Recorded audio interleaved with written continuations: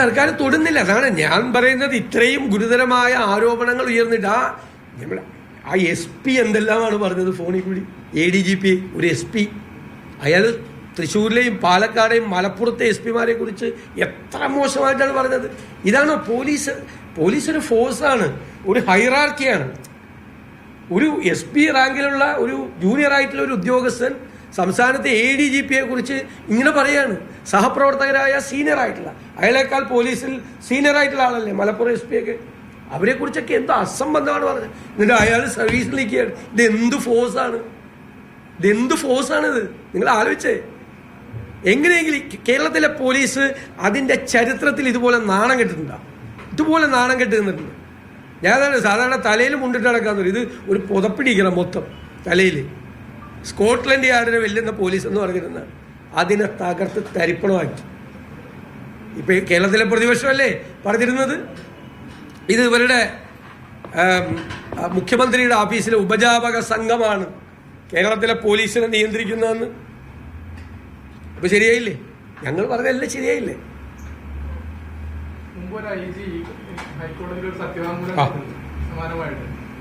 ഞാനിന്ന് വന്നിരുന്നു. ലക്ഷ്മണ ഇവിടുത്തെ എന്താണ് ഭരണഘടനാ വിരുദ്ധമായി പെരുമാറുന്ന ശക്തികൾ മുഖ്യമന്ത്രിയുടെ ഓഫീസിലുണ്ടെന്നാണ് അഫിഡവിറ്റ് പറഞ്ഞത്. പിന്നീട് ആളെ കൊണ്ട് പേടിപ്പിച്ച് അഫിഡവിറ്റ് പിൻവലിപ്പിച്ചു. പക്ഷെ അഫിഡവിറ്റ് ഹൈക്കോടതിയിൽ ഫയൽ ചെയ്തു.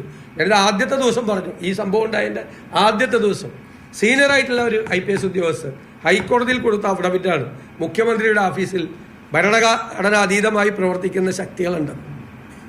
മനസ്സിലായില്ലേ? പിന്നെ പിൻവലിച്ചു. പിന്നെ പേടിപ്പിച്ച് സർവീസിലിരിക്കുന്ന ആളല്ല, പേടിപ്പിച്ച് പിൻവലിപ്പിച്ചു. ഇതാണ് കേരളത്തിലെ സ്ഥിതി. ഇത്രയും ദയനീയമായൊരു സാഹചര്യം കേരളത്തിൽ ഏത് മുഖ്യമന്ത്രിക്ക് ഉണ്ടായിട്ടുണ്ട് ഈ ഗതികേട്? EMS മുതൽ ഉമ്മൻചാണ്ടി വരെയുള്ള മുഖ്യമന്ത്രിമാരുണ്ട്. ആരുടെയെങ്കിലും ഓഫീസിൽ ഇതുപോലെ ഉണ്ടായി? ആദ്യത്തെ ഒരുത്തൻ 100 ദിവസം ജയിലിൽ പോയി സ്വർണ്ണക്കള്ളക്കടത്ത് കേസിൽ. വീണ്ടും സ്വർണ്ണക്കള്ളക്കടത്ത് കേസാണ്. സ്വർണം പൊട്ടിക്കൽ. ഇതിനൊക്കെ നേതൃത്വം കൊടുക്കുന്നത് അവിടെ നിന്നാണ്. ലഹരി മരുന്ന് മാഫിയയ്ക്ക് നേതൃത്വം. നാട്ടിലെ എല്ലാ ആന്റി സോഷ്യൽ ആക്ടിവിറ്റീസിനും എല്ലാ ഷെയ്ഡി ഏർപ്പാടിനും കൊട പിടിച്ചു കൊടുക്കുന്നത് മുഖ്യമന്ത്രിയുടെ ഓഫീസാണ്.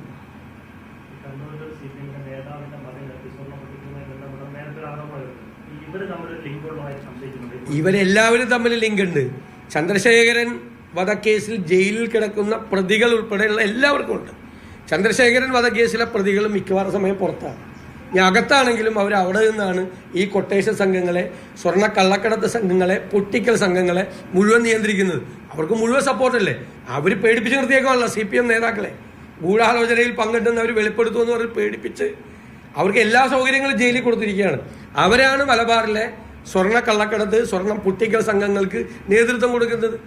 ഇവരെല്ലാവരും ഒറ്റ ലിങ്കാണ്. എല്ലാം ഉണ്ടായി. മുതിർന്ന നേതാക്കന്മാരുടെ മക്കൾ ഉൾപ്പെടെയുള്ള ആളുകളുടെ പേരുകൾ ഇതിനകത്തുണ്ട്. ഞാനതാണ് പറഞ്ഞത്. CPM അതിൻ്റെ എല്ലാ കാലത്തെയും ഏറ്റവും വലിയ ജീർണതയിലേക്ക് പോവുകയാണ്. താഴെ തട്ടിലേക്ക് അതാണ്.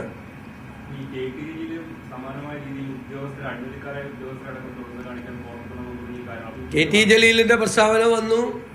മുൻ MLA ആയ കാരാട്ട് റസാഖിന്റെ പേര് പറഞ്ഞു. അദ്ദേഹം പറഞ്ഞു ഇപ്പോൾ അവിടെ നിൽക്കുമല്ലേ, അവരുടെ കൂടെ നിൽക്കല്ലേ, ഞങ്ങളുടെ കൂടെ അല്ലല്ലോ. മുഖ്യമന്ത്രിയുടെ ഓഫീസിനെ കുറിച്ച്, പൊളിറ്റിക്കൽ സെക്രട്ടറിയെ കുറിച്ച് ഒക്കെ ആരോപണം ഉന്നയിച്ചു. അതായത് CPM-ലെ ഒരുപാട് പേർ ഈ സമാന ചിന്താഗതിക്കാരാണ്. ഈ ആരോപണങ്ങൾ അവരെല്ലാം ആവർത്തിക്കുകയാണ്.